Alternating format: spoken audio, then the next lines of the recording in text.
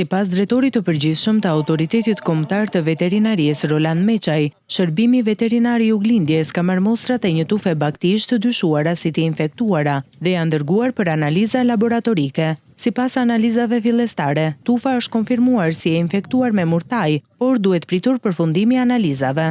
Sipas analizave laboratorike, të cilat janë analiza laboratorike fillestare, janë analiza të bëra me serologji, ne kemi një konfirmim të vatre në qarkun e Korçës, po presim përgjigjen e analizave të dyta me PCR, të cilat do të jenë analizat konfirmatore përfundimtare.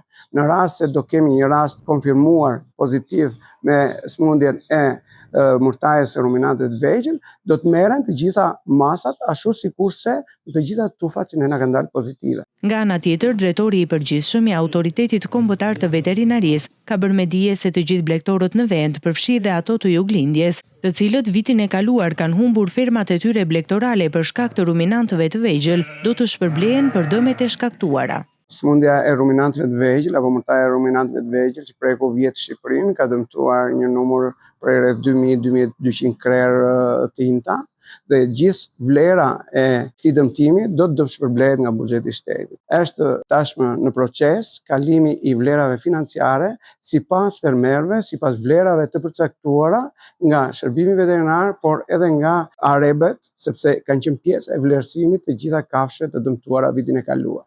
Vlera është alokuar, ata janë në proces të marrjes së vlerave financiare. Vitin e kaluar ka patur me qindra krerë të imta të ngordura për shkak të këtij infeksioni, ndërsa me urdhër të Ministrit të Bujqësisë, së fundmi është ndaluar shtektimi i blegtorisë nga vendet fshinje përfshi dhe Greqin.